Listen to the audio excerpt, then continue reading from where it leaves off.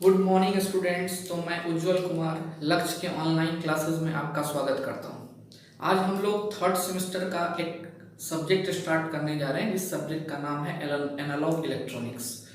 तो analogue electronics में हमें क्या पढ़ना है, इसके लिए सबसे पहले हम लोग एक ब्रीफ सिलेबस को देखते हैं। बाकी अगर डिटेल में सिलेबस अगर चाहिए होगा तो आप लक्ष्य के ऐप में सिलेबस दिया हुआ है, वहां से आप सिलेबस को देख सकते हैं, वहां से सिलेबस को डाउनलोड कर सकते हैं।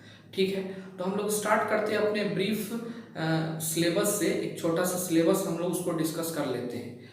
तो जैसा कि एनालॉग इलेक्ट्रॉनिक्स थर्ड सेमेस्टर के का सब्जेक्ट है और इसमें आज हम लोग लेक्चर 1 से स्टार्ट करने जा रहे हैं, जिसमें हम लोग कुछ इंट्रोडक्शन देखेंगे सिलेबस का। एनालॉग इलेक्ट्रॉनिक जिसका सब्जेक्ट कोड है 1621303। ठीक है, और इसमें जो सिलेबस हमको पढ़ना है यूनिट 1 है हमारा आइडियल एम्पलीफायर। इसके बारे में हम लोग काफी डिटेल में एम्पलीफायर के बारे में पढ़ेंगे कि क्या होता है एम्पलीफायर और ये आइडियल एम्पलीफायर क्या होता है। इसके अंदर जनरली हम लोग 4 टाइप के एम्पलीफायर को देखेंगे। ठीक है, उसके बाद हमारा सेकेंड जो यूनिट है इसमें हमको ट्रांजिस्टर एम्पलीफायर के बारे में पढ़ना है कि ट्रांजिस्टर से किस प्रकार से हम एम्पलीफायर को बना सकते हैं। एक या एक से ज़्यादा ट्रांजिस्टर लगा के भी हम एम्पलीफायर को बना सकते हैं, कैसे वो वर्क करेगा, कहाँ हम लोग उसका एप्लीकेशन करेंगे। ठीक है, थर्ड हमारा जो यूनिट है वो है फीडबैक एम्पलीफायर एंड ऑसिलेटर। तो इससे पहले जो आप यूनिट 1 यूनिट 2 में जो भी एम्पलीफायर पढ़ेंगे दैट इज विदाउट फीडबैक, जिसके अंदर किसी प्रकार का कोई फीडबैक नहीं लगा होगा। और जो हम लोग थर्ड यूनिट में पढ़ेंगे इसमें हम लोग फीडबैक एम्पलीफायर के बारे में पढ़ेंगे कि हम लोग अगर एक फीडबैक लगा दें किसी एम्पलीफायर में तो वो किस तरह से बिहेव करता है, उसका कैरेक्टरिस्टिक कैसे चेंज हो जाता है। अब ये फीडबैक क्या है, ये जब हम लोग वहाँ पे चलेंगे तो वहाँ हम लोग डिस्कस करेंगे। इसी में एक दूसरा सेक्शन है हमको जिसका नाम है ऑसिलेटर्स। तो ऑसिलेटर के बारे में हमको पढ़ना है। Oscillator is an electronic device which can be used to produce a periodic continuous alternating signal को प्रोड्यूस करने के लिए हम लोग एक डिवाइस का यूज करते हैं इलेक्ट्रॉनिक्स में, जिसको हम लोग ऑसिलेटर्स बोलते हैं। तो इसके बारे में भी पढ़ेंगे क्योंकि ये फीडबैक एम्पलीफायर के ऊपर ही बेस्ड है। ठीक है, इसके बाद नेक्स्ट जो हमारा यूनिट 4 है इसमें हम लोग हाइब्रिड पैरामीटर के बारे में पढ़ेंगे कि किस तरह से हम लोग एम्पलीफायर का एक हाइब्रिड पैरामीटर बनाते हैं। ये हाइब्रिड पैरामीटर एम्पलीफायर के एनालिसिस करने में बहुत ही ज़्यादा हमें हेल्प करता है। ठीक है, नेक्स्ट है हमारा 6 पावर एम्पलीफायर। तो इससे पहले जो भी हम लोग यहाँ पे एम्पलीफायर के बारे में पढ़ेंगे that is what voltage amplifier, और इसके बाद हम लोग पावर एम्पलीफायर पढ़ेंगे जिसमें हम लोग देखेंगे क्या कि how to increase the power level of any signal. जैसे फॉर एग्जांपल मैं अगर यहाँ बोल रहा हूँ माइक के अंदर तो आपको लाउड स्पीकर के अंदर बहुत ही ज़्यादा आवाज़ सुनाई दे रहा है। मैं यहाँ धीरे बोल रहा हूँ तो आपको आवाज़ का क्वांटिटी, आवाज़ का जो क्वांटिटी है वो ज़्यादा आपको सुनाई दे रहा है। ठीक है, तो ये हम लोग पावर एम्पलीफायर के अंदर देखेंगे। ठीक है, तो ये टोटल आप जितने भी टॉपिक देख रहे हैं यूनिट 5 के अंदर, जितने भी आप यहाँ पे टॉपिक मैंने लिखे हैं ये सारे टॉपिक कहीं ना कहीं एम्पलीफायर के ऊपर बेस्ड है। और एम्पलीफायर पढ़ने के लिए आपको सबसे पहले तो जानना पड़ेगा कि एम्पलीफायर किस चीज़ से बना हुआ है, कौन से मटेरियल से बना हुआ है, ये कैसे वर्क करता है। ठीक है, तो कौन से मटेरियल से बना हुआ है इन सब का स्टडी हम लोग कहाँ करेंगे। तो हमने एक सबसे पहले इस सब्जेक्ट के अंदर एक टॉपिक स्टार्ट करेंगे जिस टॉपिक का नाम होगा बेसिक इलेक्ट्रॉनिक्स। तो हम यहाँ पे यूनिट 1 से पहले, ये तो हमारा अकॉर्डिंग टू एसबीटी सिलेबस था, लेकिन इस पूरे टॉपिक को स्टार्ट करने के लिए, इस पूरे टॉपिक को पढ़ने के लिए हमको एक अलग से टॉपिक पढ़ना पड़ेगा और जिस टॉपिक का नाम है हमारा बेसिक इलेक्ट्रॉनिक्स। तो हम यहाँ पे बेसिक इलेक्ट्रॉनिक्स से ही स्टार्ट करेंगे। सबसे पहले हम लोग इसमें देखेंगे कि इलेक्ट्रॉनिक्स क्या होता है। ठीक है, इलेक्ट्रॉनिक्स का क्या डिफिनेशन है। उसके बाद हम लोग देखेंगे इस टॉपिक के अंदर में a brief study of history of electronics. हम लोग एक इलेक्ट्रॉनिक्स के हिस्ट्री का एक ब्रीफ स्टडी करेंगे। उसके बाद हम लोग देखेंगे कि इलेक्ट्रॉनिक्स का क्या क्या एप्लीकेशन है। उसके बाद हम लोग आगे चलेंगे तो इलेक्ट्रॉनिक्स में सबसे पहला जो टॉपिक स्टार्ट करेंगे वो हम लोग मटेरियल के अंदर सेमीकंडक्टर स्टार्ट करेंगे, क्योंकि विदाउट सेमीकंडक्टर ये जितने भी टॉपिक आप देख रहे हैं ये बिना सेमीकंडक्टर को जाने पॉसिबल नहीं है। एक्चुअली एसबीटी को के सिलेबस में इलेक्ट्रॉनिक्स इंजीनियर को सबसे पहले बेसिक इलेक्ट्रॉनिक्स देना चाहिए था। ठीक है, अगर नहीं है तो कोई बात नहीं, हम लोग स्टार्ट करेंगे और इसको काफ़ी डिटेल वे में पढ़ेंगे ताकि हमको आगे चल के किसी प्रकार के इस सब्जेक्ट के अंदर या इसके आने वाले सब्जेक्ट में, जैसे 4th सेमेस्टर में आप advance electronic device and circuit पढ़ेंगे, उसमें आपको कोई प्रॉब्लम ना हो। ठीक है, तो हम लोग सबसे पहले यहाँ पे अपने एसबीटी के सिलेबस के अलावा सबसे पहले हम लोग यहाँ पे बेसिक इलेक्ट्रॉनिक्स स्टार्ट करेंगे। ठीक है, तो ये हमारा एक ब्रीफ स्टडी था हमारे सिलेबस का। अब इस सिलेबस के अंदर में हमें क्या देखना है, हमें सिलेबस को कवर करने के लिए हमारे पास कोई रेफरेंस बुक होनी चाहिए। रेफरेंस बुक, बिना रेफरेंस बुक के हमें पढ़ने में थोड़ी प्रॉब्लम होती है। ठीक है, तो रेफरेंस बुक मैंने यहाँ पे लिखा है। जो पहला रेफरेंस बुक है जो फॉलो कर सकते हैं वो principle of electronics by VK Mehta, S Chand publication की ये किताब आती है।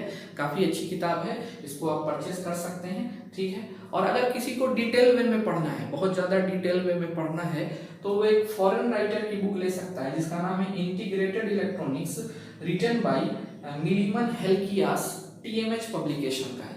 लेकिन इस बुक के बारे में हम बता दें, ये बुक आपको काफ़ी पेशेंसली पढ़ना पड़ेगा क्योंकि ये जो बुक है ये बुक फॉरेन राइटर और फॉरेन लैंग्वेज जो कि इंग्लिश ही है, लेकिन इसका इंग्लिश थोड़ा सा क्या है, टफ है। तो इसको पढ़ने के लिए आपको काफ़ी पेशेंस चाहिए। तो मेरा जहाँ तक एक्सपीरियंस है कि सबसे पहले तो आप इसको ख़त्म करें, ये जब कंप्लीट हो जाएगा तभी आप ये इंटीग्रेटेड इलेक्ट्रॉनिक्स बाय मिलीमन हेल्कियास पर आए। इसके अलावा और भी बुक बहुत सारे अवेलेबल हैं, जैसे हमारा एनालॉग, हमारा electronic device and circuit by JB Gupta है। ठीक है, तो आप जेबी गुप्ता कैटसन पब्लिकेशन का वो भी आप ले सकते हैं, लेकिन आप प्रेफर करेंगे principle of electronics by VK Mehta क्योंकि ये आपके सिलेबस में भी मेंशन है। और हमेशा कोशिश करनी चाहिए कि जो स्टैंडर्ड बुक हमारे सिलेबस के अंदर मेंशन हो उस बुक को ही हम फॉलो करें ताकि हमें आगे किसी भी प्रकार की कोई भी दिक्कत ना हो। ठीक है, बाकी सारा कंसेप्ट हर बुक में एक ही होता है। ठीक है, तो ये जनरली बुक आप फॉलो कर सकते हैं। ठीक है, तो this is the brief study of your syllabus. हम लोग स्टार्ट करते हैं with our first topic in this 3rd semester electronics, basic electronics से। और हमने अभी आपको बताया कि हम लोग बेसिक इलेक्ट्रॉनिक्स में सबसे पहले स्टार्ट करेंगे डिफिनेशन ऑफ इलेक्ट्रॉनिक्स से। ठीक है, और मेरा जो इंट्रोडक्शन, मैंने अपना ब्रीफ इंट्रोडक्शन आपको दिया था कि आई एम उज्ज्वल कुमार। ठीक है, MTech in instrumentation and control engineering from Maulana Azad NIT Bhopal. ठीक है, और I have 8 years of experience of teaching electronic students. ठीक है ना, तो हम लोग इसके बाद स्टार्ट करते हैं। ये इंट्रोडक्शन, छोटा सा इंट्रोडक्शन काफ़ी था आपके लिए। ठीक है, तो हम लोग इसके बाद स्टार्ट करते हैं अपना जो भी टॉपिक है, first topic, that is what, basic electronics.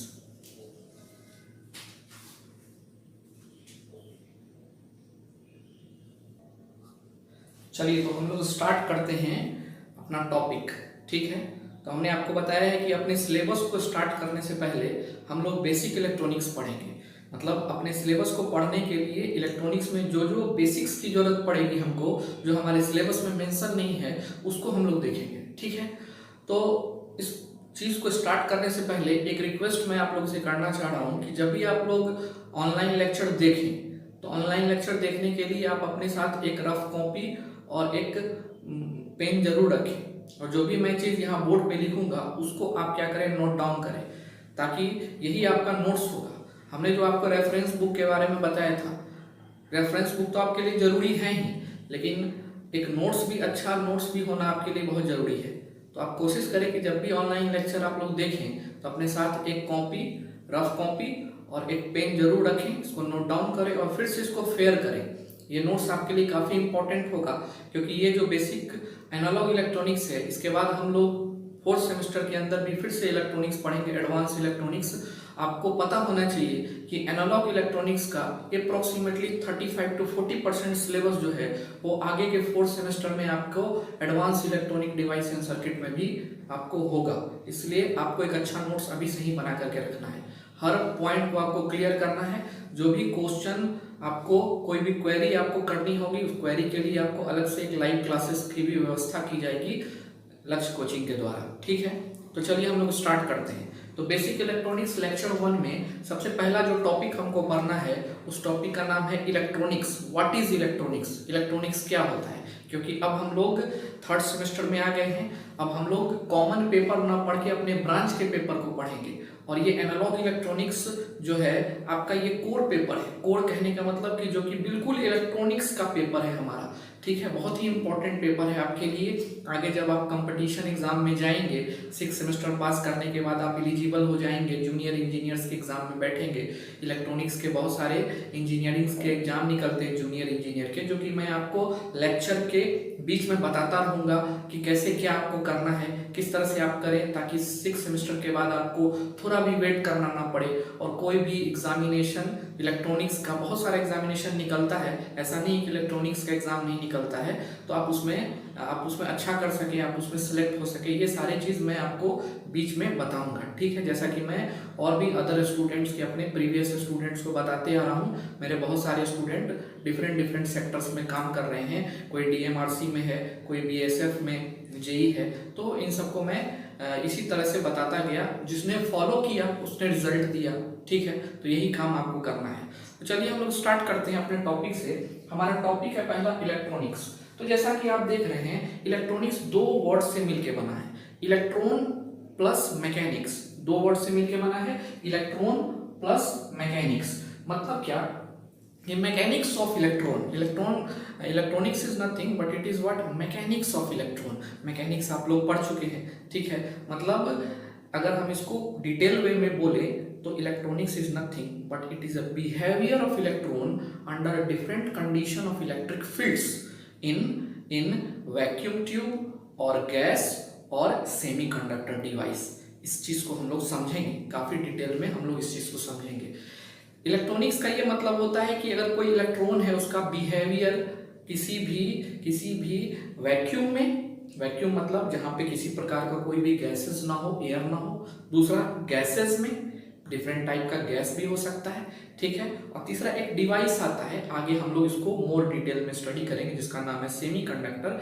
इसके अंदर इस इलेक्ट्रॉन का किस तरह से बिहेवियर है, इलेक्ट्रॉन का किस तरह से इसके अंदर बिहेवियर है under the different condition of field. Field यहाँ पर कहने का मतलब हुआ इलेक्ट्रिक फील्ड या फिर मैग्नेटिक फील्ड। ये सारे चीज आपको धीरे धीरे क्लियर होते जाएंगे। अभी आपको सिर्फ क्या करना, फोकस करना है, जो बात मैं आपको बोल रहा हूँ और उसको नोट डाउन करना है, ठीक है। जैसे जैसे हम लोग आगे चलते जाएंगे वैसे वैसे आप देखेंगे कि जो भी चीज़ है आपको धीरे धीरे क्लियर होता जाएगा, ठीक है। तो हमने क्या बताया, इलेक्ट्रॉनिक्स का मतलब क्या है, इलेक्ट्रॉन का मैकेनिक्स, और इलेक्ट्रॉन मैकेनिक्स का क्या मतलब है, behaviour of an electron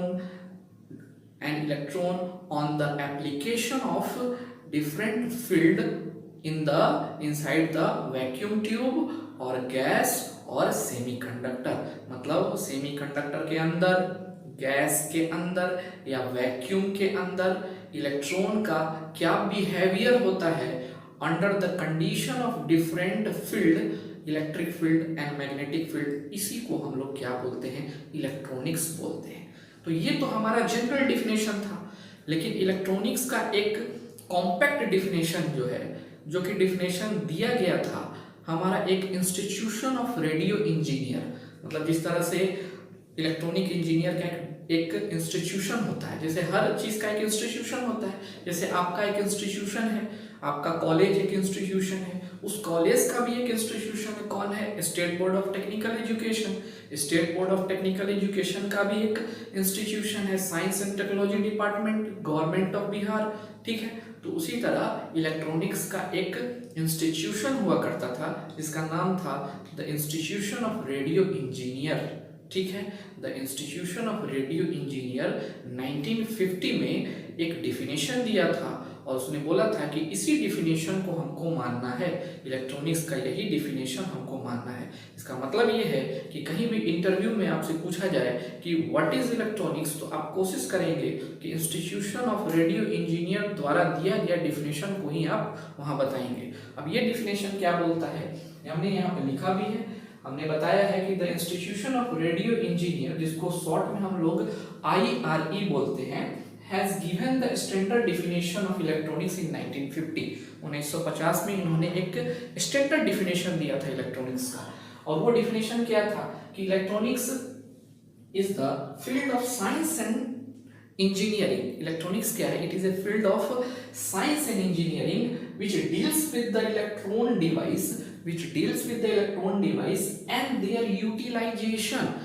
their utilization उन्होंने डिफिनेशन दिया था कि electronics is the field of science and engineering which deals with the electron device and their utilization, मतलब इलेक्ट्रॉन डिवाइस में डील करता हो और उस इलेक्ट्रॉन डिवाइस का किस तरह से हम यूटिलाइजेशन कर रहे हैं, यूज कर रहे हैं, उस चीज को ये बताता है, जिसे हम लोग क्या बोलते हैं? इलेक्ट्रॉनिक्स बोलते हैं। अब ये इलेक्ट्रॉन डिवाइस क्या है? तो इलेक्ट्रॉन डिवाइस के बारे में हमने नीचे लिखा है कि the electron device is that in which conduction take place by the movement of electron in vacuum, gas and semiconductor। Electron device एक ऐसा डिवाइस है जिसके अंदर इलेक्ट्रॉन का कंडक्शन हो, मूवमेंट हो, ठीक है, in vacuum, gas and semiconductor. मतलब कि एक वैक्यूम होगा और एक गैस फिल्ड कोई ट्यूब होगा या फिर एक मटेरियल होगा जिसको हम लोग सेमीकंडक्टर बोलेंगे। इसके अंदर इलेक्ट्रॉन का मूवमेंट, इसी को हम लोग क्या बोलेंगे? इलेक्ट्रॉनिक्स बोलेंगे, ठीक है। तो आपको काफी कुछ क्लियर होगा। ये दो डिफिनेशन आप मेंशन कर सकते हैं। आप इस डिफिनेशन को स्टैंडर्डली यूज करेंगे। कहीं भी आपसे अगर इलेक्ट्रॉनिक्स का डिफिनेशन पूछा जाएगा तो आप ये बताएंगे कि इंस्टीट्यूट ऑफ रेडियो इंजीनियर 1950 में एक स्टैंडर्ड डिफिनेशन दिया था, जिसमें हम लोगों ने क्या बोला कि electronics is the field of science and engineering, जो कि फील्ड है किसका? साइंस एंड इंजीनियरिंग का, which deals with the electron device and their utilization। तब आपसे क्वेश्चन पूछा जाएगा कि व्हाट इज इलेक्ट्रॉन डिवाइस, तो आप बताएंगे कि electron device is nothing but it is the vacuum. क्या हो सकता है? वैक्यूम हो सकता है जहाँ पर एयर ना हो, कुछ भी ना हो, ना गैस हो ना एयर हो। दूसरा आप क्या बता सकते हैं? क्या गैस बता सकते हैं, एक ट्यूब हो जिसके अंदर गैस फिल्ड हो। और आप तीसरा क्या बता सकते हैं? एक मटेरियल जिसको हम लोग सेमीकंडक्टर बोलते हैं। आगे हम लोग इसका डिटेल स्टडी करेंगे।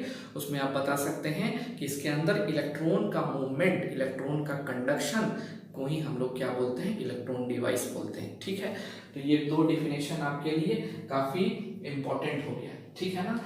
अब आगे चल के इसी इलेक्ट्रॉन डिवाइस को, यहाँ जो हमने इलेक्ट्रॉन डिवाइस बताया उसका नाम दे दिया गया इलेक्ट्रॉनिक डिवाइस। क्या नाम दे दिया गया?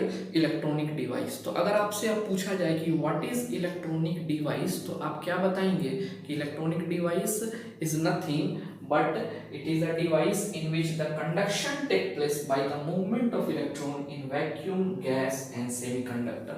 ठीक है, मतलब कहने का कि electronic device and electron device both are what? Same. दोनों क्या है? सेम है, ठीक है। तो हम लोगों ने ये देखा कि इलेक्ट्रॉनिक्स क्या होता है। Electronics is what? It is nothing but electron के मैकेनिक्स, मतलब conduction will take place, conduction of electron inside different condition. मतलब पहला हमारा वैक्यूम में, दूसरा गैस में और तीसरा सेमीकंडक्टर के अंदर किस तरह से कंडक्शन होता है इलेक्ट्रॉन के मूवमेंट के कारण, इसी को हम लोग क्या बोलते हैं? हम लोग क्या बोलते हैं? इलेक्ट्रॉनिक्स बोलते हैं, ठीक है। अब हम आगे चल के देखेंगे कि हमने तो पढ़ लिया कि इलेक्ट्रॉनिक्स क्या है, ठीक है। इसके बाद आगे चल के हम लोग देखेंगे कि इलेक्ट्रॉनिक्स क्या क्या काम करता है, क्यों हम इलेक्ट्रॉनिक्स को पढ़ते हैं। आप देखेंगे कि डे टू डे लाइफ में हम लोग जितने भी चीज़, आजकल तो मैक्सिमम जितने भी चीज़ हम लोग यूज़ कर रहे हैं वो सारे इलेक्ट्रॉनिक्स के ऊपर ही इलेक्ट्रॉनिक्स है उसके अंदर। चाहे आप स्मार्टफोन यूज़ कर रहे हैं, चाहे आप लैपटॉप यूज़ कर रहे हैं, चाहे आप टेलीविज़न यूज़ कर रहे हैं, फ्रिज यूज़ कर रहे हैं, एसी यूज़ कर रहे हैं, कूलर यूज़ कर रहे हैं, सारा चीज़ आप देख रहे हैं इलेक्ट्रॉनिक्स के ही ऊपर बेस्ड है, ठीक है। तो हम आगे देख लेते हैं एक टॉपिक जिसमें हम लोग देखते हैं कि what are the uses of electronics. हम लोग इलेक्ट्रॉनिक्स का क्या यूज कर सकते हैं, ठीक है। इस चीज को हम लोग देखते हैं। आप इसको नोट कर लीजिए, मैं आप लोगों को नोट करने का भी मौका दूंगा, तो आप इसको नोट कर लीजिए। नेक्स्ट हम लोग देखते हैं यूजेस ऑफ इलेक्ट्रॉनिक्स।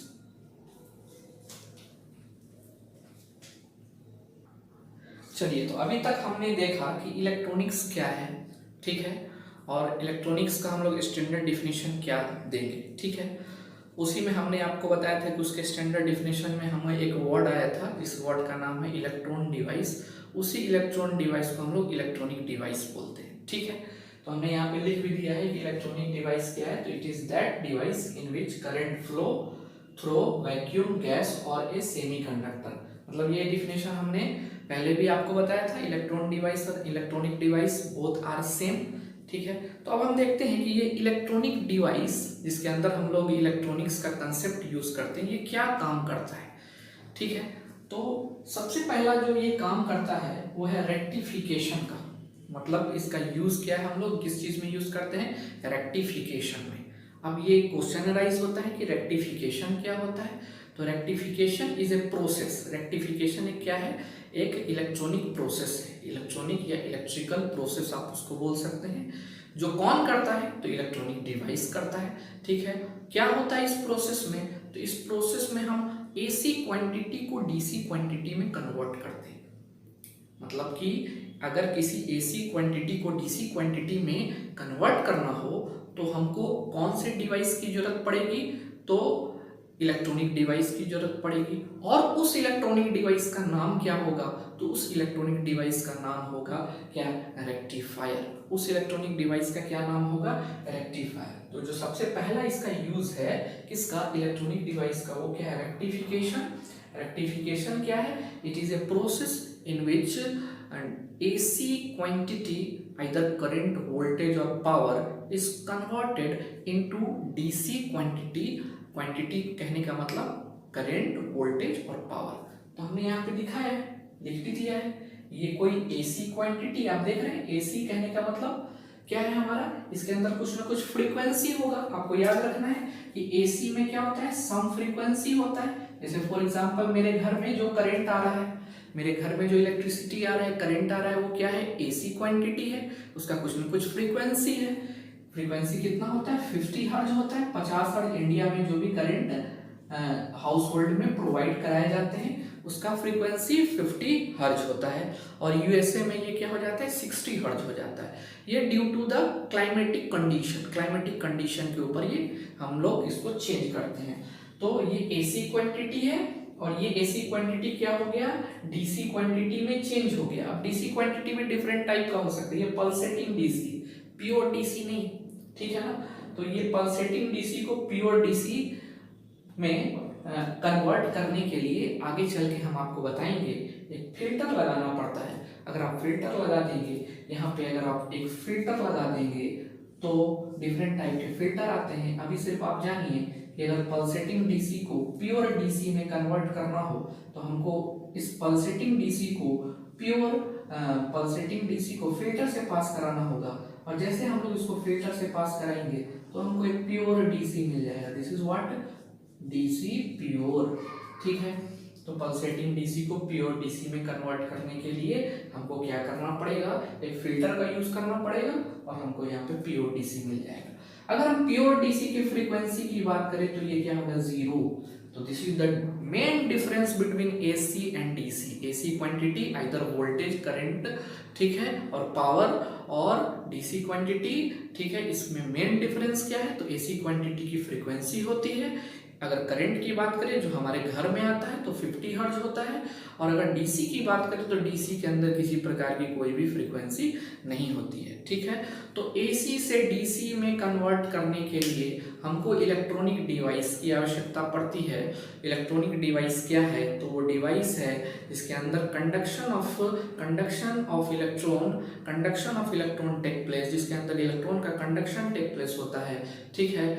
और इस डिवाइस जो कि एसी क्वांटिटी को डीसी क्वांटिटी में चेंज करता है, इस इलेक्ट्रॉनिक डिवाइस का नाम क्या है, तो रेक्टिफायर। तो इस डिवाइस का क्या नाम होगा, इस rectifier.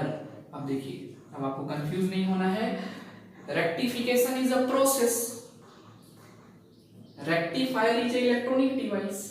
Rectification is a process जो कि क्या काम करता है, एसी क्वांटिटी को डीसी क्वांटिटी में चेंज करता है।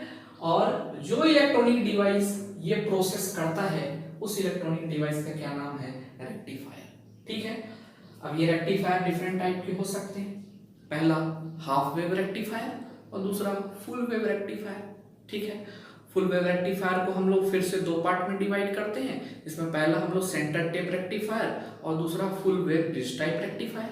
ठीक है, तो ये तो रेक्टिफायर का टॉपिक हो गया।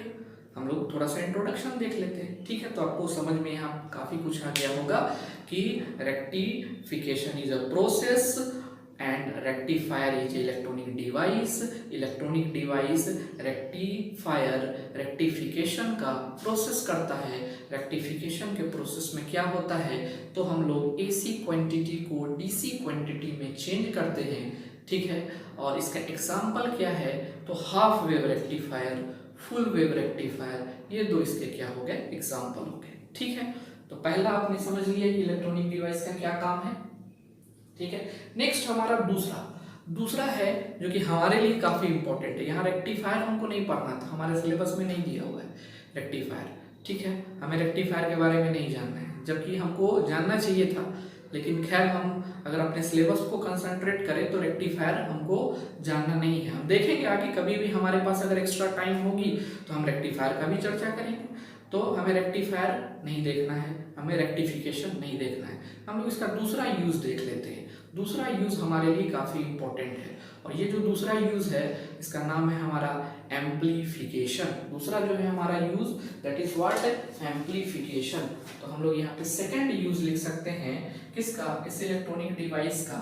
ठीक है, आप इसको नोट डाउन कर सकते हैं। सेकंड हम लोग जो यूज लिखेंगे that is nothing but it is what, rectification, और यही एम्प्लीफिकेशन। एम्प्लीफिकेशन ही हमको क्या करना है, पढ़ना है। तो इस पर हम लोग ज्यादा कंसंट्रेट करेंगे, फोकस करेंगे। अभी हम बिल्कुल डिटेल वे में जा रहे हैं। जो भी हमारा डिटेल हमको पढ़ना है, हम लोग उसी में जा रहे हैं। बिल्कुल एक भी पॉइंट हम नहीं छोड़ रहे हैं, और हर पॉइंट को कवर करेंगे। आगे भी हम लोग कवर करेंगे। हम अपना बेसिक इतना स्ट्रॉन्ग कर लेंगे कि हमको आगे चल के इलेक्ट्रॉनिक्स में किसी प्रकार की कोई भी दिक्कत ना हो। पांचों टॉपिक के अंदर आप देखेंगे, अगर आप मेरे द्वारा दिए गए नोट्स को ऑनेस्टली अगर आप नोट डाउन करते हैं, और नोट डाउन करने के बाद उसको पढ़ते हैं बाद में, ऐसा नहीं कि नोट करके हम उसको बंद करके रख लेंगे। हमको क्या करना पड़ेगा, उस नोट्स को पढ़ना भी पड़ेगा। तो मेरे द्वारा दिए गए नोट्स को अगर आप काफ़ी डिटेल वे में स्टडी करते हैं तो इट्स माय गारंटी कि आपको जो पांचों यूनिट आपने देखा है, ये पांचों यूनिट में तो प्रॉब्लम नहीं होगी। इसके अलावा आप अगले सेमेस्टर, फोर्थ सेमेस्टर में जाएंगे जहाँ आपको एडवांस इलेक्ट्रॉनिक्स एंड सर्किट्स पढ़ना है, वहाँ भी आपको प्रॉब्लम नहीं होगी, ये गारंटी है। ठीक है, लेकिन काम आपको करना है जैसे मैं आपको बताऊंगा उसी तरह आपको पढ़ना है। तो नेक्स्ट हमारा सेकंड हम लोग लिख लेते हैं। सेकंड हमारा क्या है, एम्प्लीफिकेशन। पहला रेक्टिफिकेशन, दूसरा इसका क्या काम है, एम्प्लीफिकेशन। मतलब इलेक्ट्रॉनिक डिवाइस दूसरा क्या काम करता है, एम्प्लीफिकेशन। अब देखो आपका जो सिलेबस है यही एम्प्लीफिकेशन पे देख रहे थे। हर यूनिट में लास्ट में एम्प्लीफायर लगा हुआ था। ठीक है ना। हाइब्रिड पैरामीटर में भी क्या करते हैं हम लोग, एम्पलीफायर का एच पैरामीटर निकालते हैं। ठीक है, oscillator is what, it is A what, oscillator is A amplifier with positive feedback apply कर देंगे एम्पलीफायर के ऊपर तो वो ऑसिलेटर बन जाएगा। तो आप देख रहे हैं कि आपका जितना सिलेबस दिया हुआ है सबके अंदर एम्पलीफायर है। तो ये एम्पलीफायर क्या काम करता है, तो एम्पलीफिकेशन। अब ये एम्पलीफिकेशन का क्या मतलब हुआ, एम्पलीफिकेशन का मतलब हुआ कि किसी भी क्वांटिटी के को इम्प्रूव करना, किसी भी क्वांटिटी को क्या करना, इम्प्रूव करना। हम अगर इतना छोटा क्वांटिटी दिए हैं, उसको एम्पलीफायर में देंगे तो उस क्वांटिटी को क्या कर देगा, बड़ा कर देगा। अगर हम इतना छोटा एसी वोल्टेज दिए हैं, एम्पलीफायर उसको लेगा, उसको क्या कर देगा, बड़ा कर देगा, उसके एम्पलीट्यूड को बड़ा कर देगा। ठीक है, हम इतना छोटा अगर एसी करंट दिए हैं, एम्पलीफायर उसको लेगा, उसको इतना बड़ा कर देगा। ठीक है, तो अगर हम वोल्टेज को किसी भी एम्पलीफायर को दिए हैं जो कि कौन सा प्रोसेस करता है, एम्पलीफिकेशन, तो वो उसको क्या करेगा, इतना बड़ा कर देगा। तो वो जो एम्पलीफायर होगा उसको हम लोग क्या बोलेंगे, वोल्टेज एम्पलीफायर। और अगर करंट देंगे और करंट को वो इम्प्रूव कर देगा तो हम उसको क्या बोलेंगे, करंट एम्पलीफायर। आगे हम लोग यूनिट 1 में यही चीज हमको पढ़ना है। तो एम्पलीफिकेशन के बारे में हम लोग देख लेते हैं। तो एम्पलीफिकेशन का डिफिनेशन क्या है, process of rising the strength of weak signal. Process of, इसको क्या बोल सकते हैं, प्रोसेस ऑफ रेजिंग मतलब राइज करना, उसको बढ़ाना, strength of weak signal, weak signal, ठीक है। कैसा सिग्नल होगा? AC signal, weak AC signal, ठीक है। इसके स्ट्रेंथ को क्या करेगा? राइज करेगा। तो हम डायग्राम एक छोटा सा बना लेते हैं, इससे हमको क्लियर हो जाएगा। ये हमारा क्या है? Electronic device. सारा काम कौन कर रहा है? Electronic device. बस जब ये अलग अलग काम कर रहा है, जिसके नाम चेंज हो जा रहे हैं, ठीक है, इसके नाम चेंज हो जा रहे हैं, अलग अलग ये काम कर रहे हैं। तो इलेक्ट्रॉनिक डिवाइस, इलेक्ट्रॉनिक डिवाइस में इधर हमने एक सिग्नल दिया, वोल्टेज और करंट, यहाँ पे ई दे देते हैं, ठीक है। ये आप देखिए, और जब हम इसके आउटपुट में इसको बाहर निकालेंगे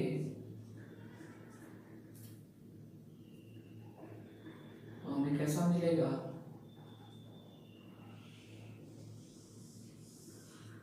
ऐसा। दिस इज व्हाट ई।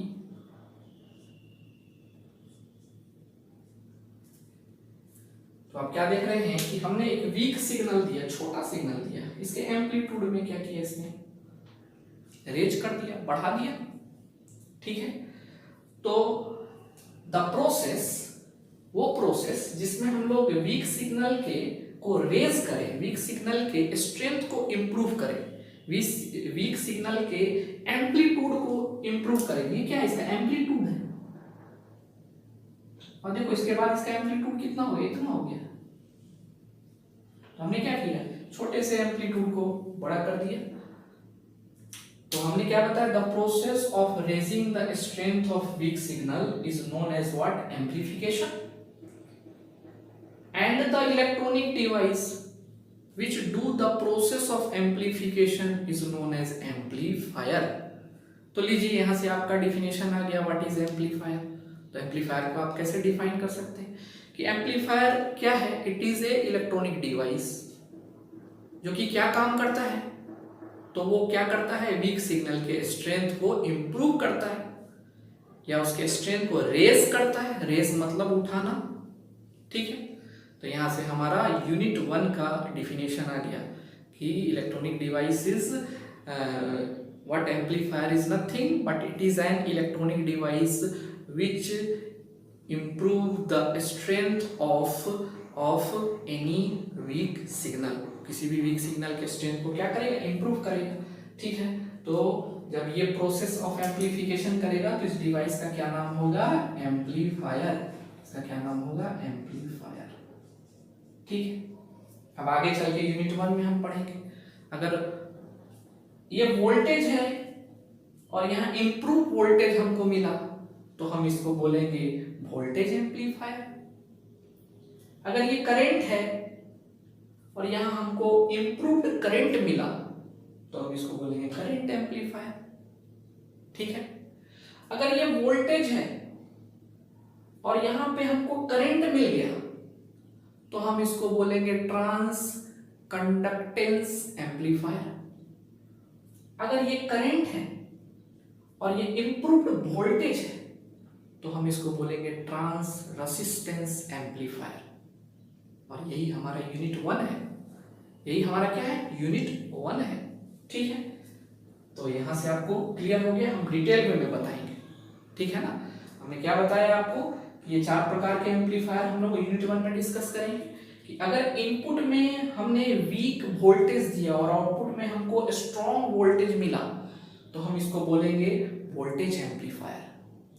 अगर हमने इनपुट में वीक करंट दिया और आउटपुट में हमको स्ट्रॉन्ग स्ट्रेंथ ऑफ करंट मिला तो हम इसको बोलेंगे करंट एम्पलीफायर। अगर हमने इनपुट में स्मॉल वोल्टेज दिया, वीक वोल्टेज दिया और आउटपुट में हमको स्ट्रॉन्ग करंट मिला तो हम इसको ट्रांस कंडक्टेंस एम्पलीफायर बोलेंगे।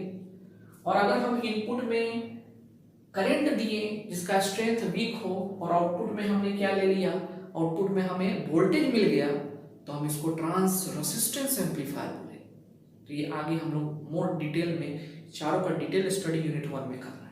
ठीक है, तो यहाँ से आपको क्लियर हो गया एम्पलीफिकेशन कौन करता है, इलेक्ट्रॉनिक डिवाइस, और वो जो डिवाइस जो एम्पलीफिकेशन करता है उस इलेक्ट्रॉनिक डिवाइस का हम स्पेशल नाम क्या देंगे, तो एम्पलीफायर। रेक्टिफिकेशन कौन करता है, इलेक्ट्रॉनिक डिवाइस, और जो रेक्टिफिकेशन का प्रोसेस जो इलेक्ट्रॉनिक डिवाइस करता है उसका क्या नाम देंगे, तो हम लोग rectifier, half wave rectifier, full wave rectifier. ठीक है, ये दो काम आपने देख लिया। नेक्स्ट इसका और भी बहुत सारा काम है, ये देख लेते हैं हम लोग। तो थर्ड इसका काम है कंट्रोल। थर्ड इसका क्या काम है, कंट्रोलिंग। ये कैसे क्या करता है, कंट्रोल भी करता है। ठीक है, तो हम लिख देते हैं third is what, control.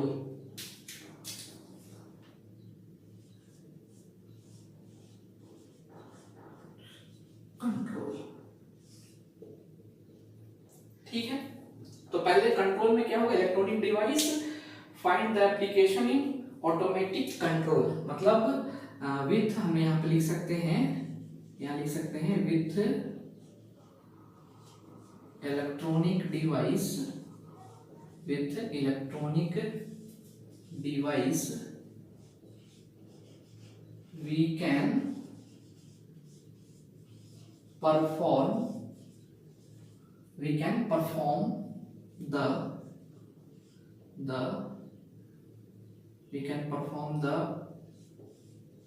controlling।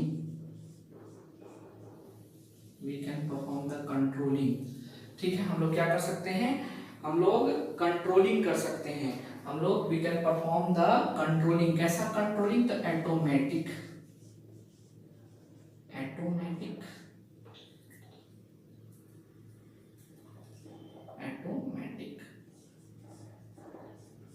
अब ये ऑटोमेटिक कंट्रोलिंग का क्या मतलब है, आप लोग देखते हैं डे टू डे लाइफ में यूज करते हैं। जैसे फॉर एग्जांपल आप देखो fridge, refrigerator. Refrigerator is what, it is a controlling, अपने आप कंट्रोल होता है। ठीक है, जब उसमें कूलिंग कम हो जाती है तो अपने आप वो कूलिंग होने लगता है।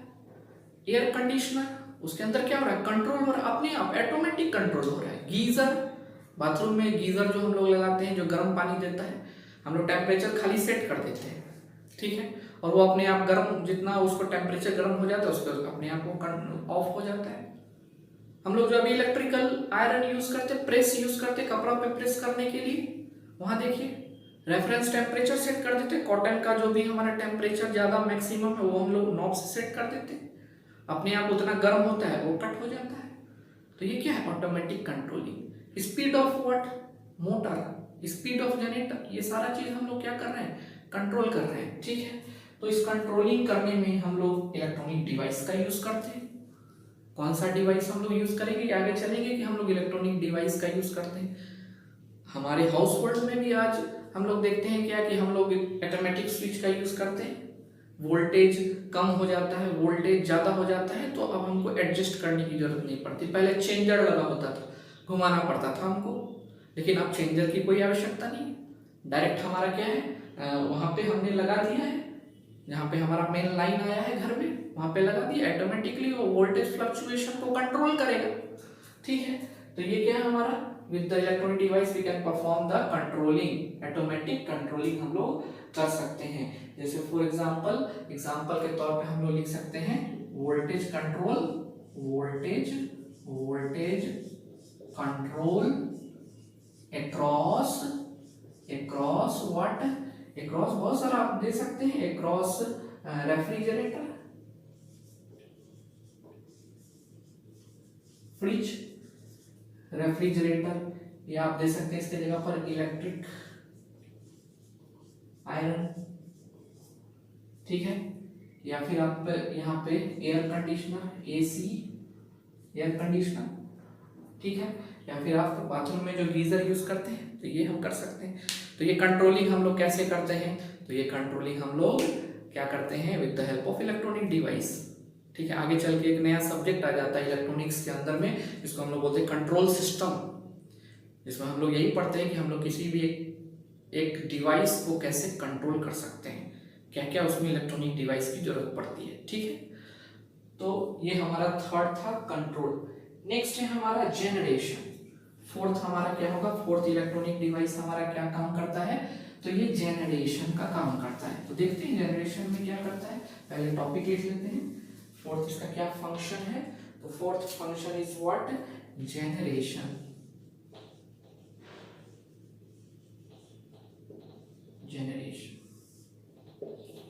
अब ये जनरेशन में क्या करेगा, तो electronic device can convert DC power into AC power. Electronic device जो है, इलेक्ट्रॉनिक डिवाइस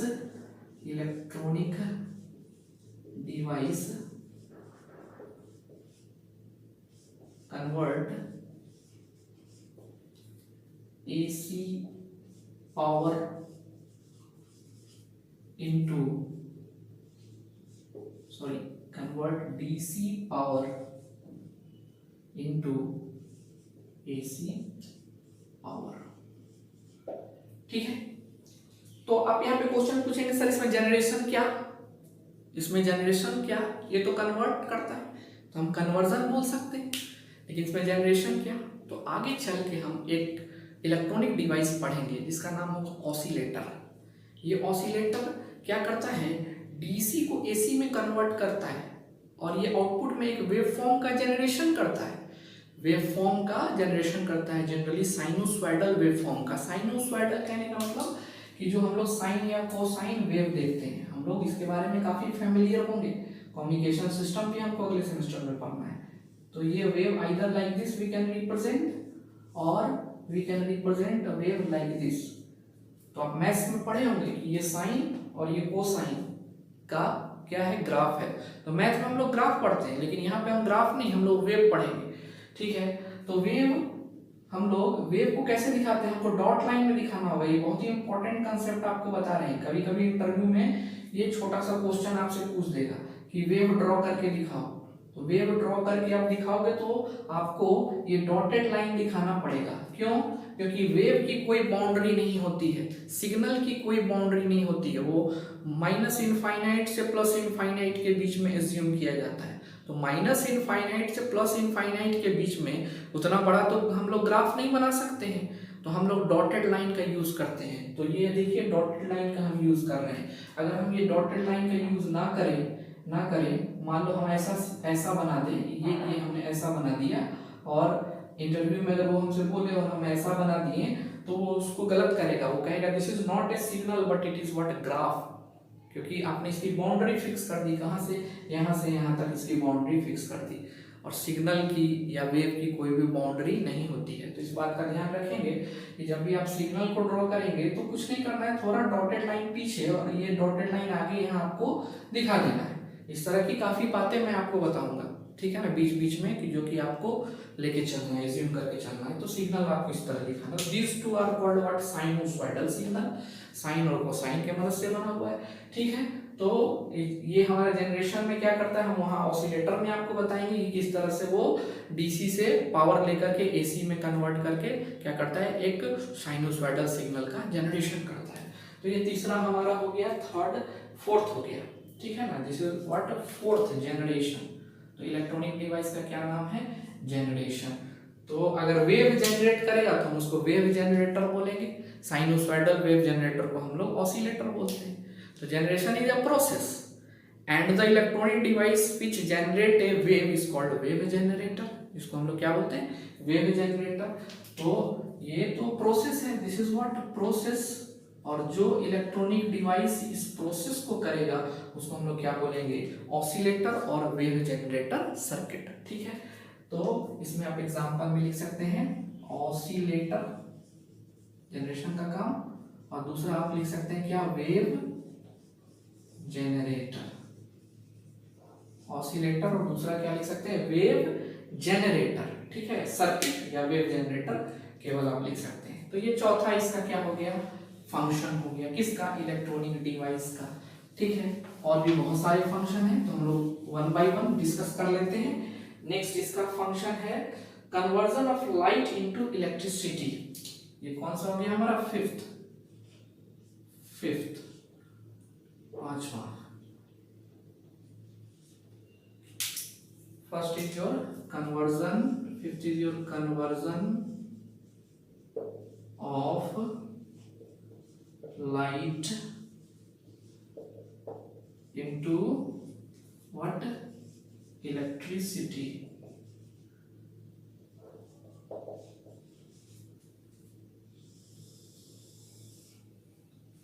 तो किसी भी लाइट एनर्जी को इलेक्ट्रिकल एनर्जी में कन्वर्ट करने के लिए हमको इलेक्ट्रॉनिक डिवाइस की जरूरत पड़ती है।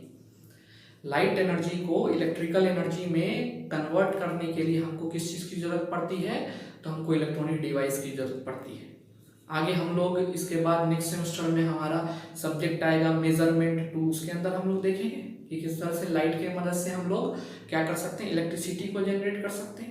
तो आपको बताना है कि इलेक्ट्रॉनिक डिवाइस क्या काम करता है। तो वो लाइट एनर्जी को इलेक्ट्रिकल एनर्जी में क्या करता है, चेंज करता है। लाइट एनर्जी को इलेक्ट्रिकल एनर्जी में हमारा क्या करता है, चेंज करता है। तो इसका हम लोग यूज कहाँ करते हैं? तो फोटो इलेक्ट्रिसिटी में करते हैं। कहाँ यूज करते हैं? तो हम लोग फोटो इलेक्ट्रिसिटी में यूज करते हैं। बहुत सारा हमारा इसके अंदर एप्लीकेशन आता है, ठीक है। तो हम लोग इसका यहाँ फोटो इलेक्ट्रिसिटी में यूज करते हैं। तो conversion of light into electricity we can study in photo electricity, ठीक है।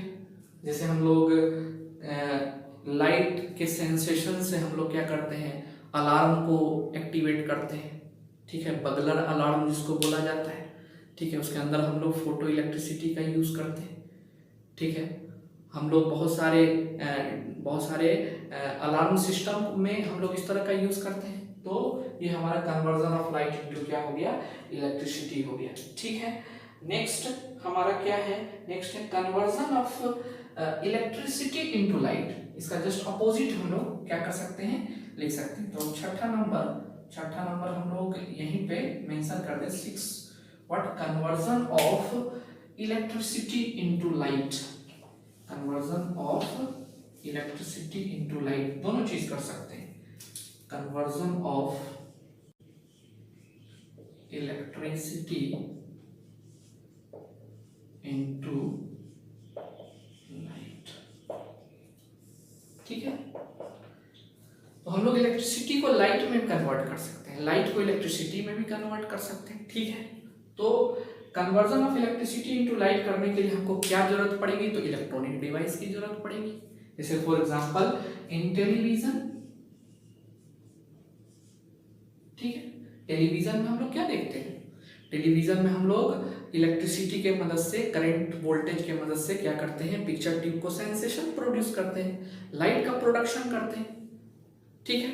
फॉर एग्जांपल CFL बल्ब, जो CFL बल्ब हम लोग यूज कर रहे हैं, वो क्या कर रहा है, इलेक्ट्रिसिटी के मदद से लाइट को क्या कर रहा है, प्रोड्यूस कर रहा है। कभी आप किसी खराब CFL बल्ब को खोल के देखें, उसमें से आपको एक सर्किट मिलेगा, इंटीग्रेटेड सर्किट मिलेगा, एक चिप मिलेगा, उसके ऊपर वो क्या है, इलेक्ट्रॉनिक्स। उसके ऊपर क्या लगा हुआ है, जो आप निकालेंगे तो उसके अंदर एक छोटा सा आपको एक सिलिकॉन का वेफर मिलेगा, उसके ऊपर डिफरेंट कंपोनेंट्स लगे होंगे। वो क्या है, कंपोनेंट्स क्या, इलेक्ट्रॉनिक डिवाइस। इलेक्ट्रॉनिक डिवाइस को हमने एक सिलिकॉन के प्लेट के ऊपर क्या किया है, माउंट कर दिया है, लगा दिया है, सोल्डरिंग कर दिया है उसका, ठीक है। तो वो क्या काम करता है हमारा, इन टीवी, ठीक है ना, इन CFL बल्ब,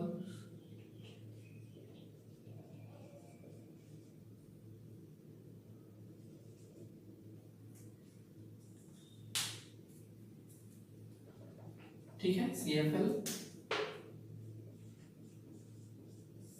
बल्ब के अंदर हम लोग यूज करते हैं। तो these are the uses of what electronic device, ठीक है। क्या पढ़ा आपने यूजेस ऑफ इलेक्ट्रॉनिक डिवाइस में? पहला आपने पढ़ा व्हाट रेक्टिफिकेशन, दूसरा आपने क्या पढ़ा, एम्पलीफिकेशन, जो कि आपको पढ़ना है थ्रू आउट द सिलेबस। तीसरा आपने क्या पढ़ा, कंट्रोल करता है। चौथा आपने क्या पढ़ा, तो conversion of light into electricity, ठीक है। और पांचवा नेक्स्ट आपने क्या पढ़ा, तो conversion of electricity into light. These are called the uses. तो यहाँ से आपको काफी कुछ क्लियर हो गया होगा कि इलेक्ट्रॉनिक डिवाइस क्या होता है, ठीक है। इलेक्ट्रॉनिक डिवाइस का क्या काम करते हैं हम लोग, और हमने स्टैंडर्ड डिफिनेशन भी आपको बता दिया, ठीक है। तो आज हम लोग का ये इंट्रोडक्शन क्लास था। हम लोग काफी डिटेल वे में धीरे धीरे चलेंगे, बिल्कुल कोई भी हमें हड़बड़ी नहीं है। एकदम बिल्कुल आराम से हम लोग चलेंगे और हर एक पॉइंट को क्लियर करेंगे। अब नेक्स्ट क्लास में हमारा एक इम्पॉर्टेंट टॉपिक और बचेगा, हिस्ट्री ऑफ इलेक्ट्रॉनिक्स, या कि इलेक्ट्रॉनिक्स में क्या हिस्ट्री था, कब इलेक्ट्रॉनिक्स आया, इलेक्ट्रॉनिक्स के अंदर क्या क्या चीज़ आया। We will study in next class, ठीक है। तो आप जो भी क्लास हो, जो भी नोट्स हो, उसको प्रॉपर वे में रखेंगे, ठीक है ना, और कोशिश करेंगे कि क्लास के टाइम में लिखने के लिए रफ कॉपी का यूज़ करें, ठीक है, या फेयर कॉपी का यूज़ भी आप कर सकते हैं। अगर आप 2 बार लिखेंगे तो ज़्यादा आपके लिए अच्छा होगा, क्योंकि जब तक जितनी बार आप उसको लिखेंगे या पढ़ेंगे तो वो आपके लिए बेनिफिशियल होगा, ठीक है। तो in next class we will study a brief history of electronics. उसके बाद हम लोग अपने आगे के बेसिक इलेक्ट्रॉनिक्स टॉपिक सेमीकंडक्टर के ऊपर चलेंगे, ठीक है। Thank you.